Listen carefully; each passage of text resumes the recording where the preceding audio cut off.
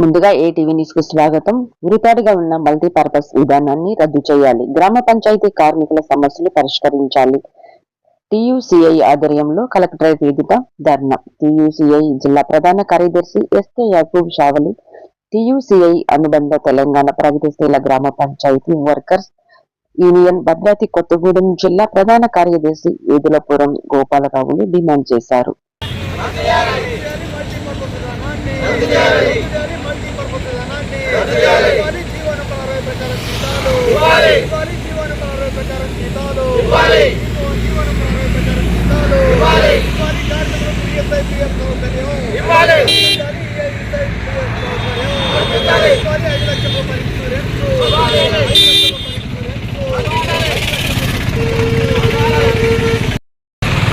గ్రామ పంచాయతీ కార్మిక సోదరులారా, గత కేసీఆర్ ప్రభుత్వంలో గ్రామ పంచాయతీ కార్మికులు తమ విధుల పట్ల 51 జీవోని తీసుకొచ్చి మల్టీపర్పస్ విధానం తీసుకొచ్చి ఇలా పిట్టల్లాగా ట్రాక్టర్ మీద, కరెంటు పొల్ల మీద చనిపోయినటువంటి పరిస్థితిని మనం చూసాం. అదే తరుణంలో ఎన్నికల సమయంలో ఇప్పుడు గెలిచినటువంటి కాంగ్రెస్ ప్రజాప్రతినిధులు, ప్రధానంగా సీతక్క, గ్రామ పంచాయతీ కార్మికుల సమ్మె శిబిరం వద్ద వచ్చి కేసీఆర్ పరిపాలనలో గ్రామ పంచాయతీ కార్మికులు రోడ్డెక్కాల్సిన పరిస్థితి, పిచ్చారం చేస్తున్న పరిస్థితి వచ్చింది. మా ప్రభుత్వం వస్తే కార్మికుల్ని పర్మనెంట్ చేస్తాం, జీతాలు పెంచుతాం అని మాట్లాడినటువంటి కాంగ్రెస్ ఎమ్మెల్యేలు, ఆనాడు మాజీ ఎమ్మెల్యేలు ఈనాడు అధికారంలో ఉన్నారు. సీతక్క మంత్రి కూడా అయింది. 16 నెలలు దాటినా ఇవాళ గ్రామ పంచాయతీ కార్మికుల వేతనాలు సవరించలేదు. గ్రామ పంచాయతీ కార్మికులకు ప్రతి నెల 1వ తారీఖున జీతాలు వేస్తారని 3 నెలలు అయింది, అతిగతి లేదు.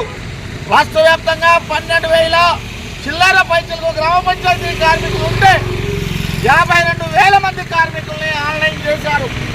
మేము అడిగాం గ్రామ పంచాయతీ అధికారులని, అయ్యా 52,000 అంటే ఒక్కొక్క పంచాయతీలో ఆర్థిక ఎదురుమాటను బట్టి ఇద్దరికి బట్టి 4 చేస్తా ఉన్నారు, 4 బట్టి 6 చేస్తా ఉన్నారు.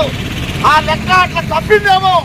ఇప్పటికైనా లెక్కలు కాకుండా ఇలా కార్మికులకి ఏదైతే మీరు అందరి సమక్షంలో చెప్పారో 1వ తారీఖు జీతాలే అని కోరుతా ఉన్నాం.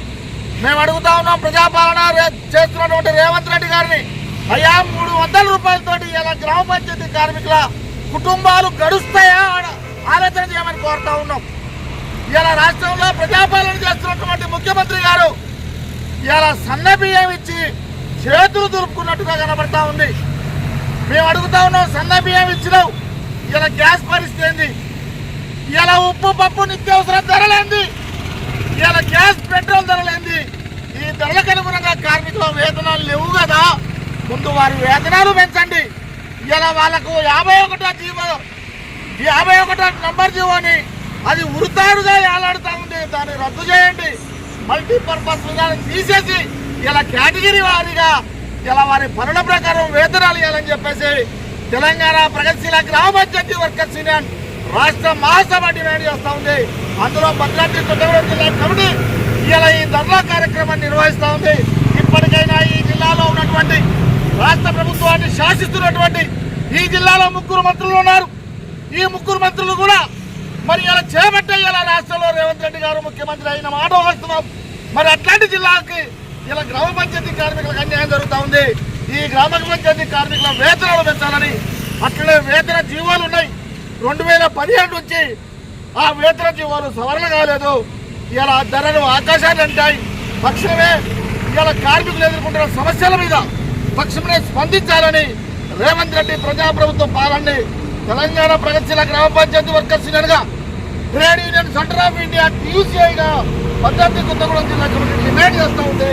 అట్లా ఆలోచన చేయకపోతే కేసీఆర్ గారు ఫామ్ హౌస్కే పరిమితమయ్యిండు. రేవంత్ రెడ్డి గారు మీరెక్కడా పరిమితమవుతారో ఆలోచన చేసుకోవాల్సిందిగా కోరుతా ఉన్నాం, హెచ్చరిస్తా ఉన్నాం.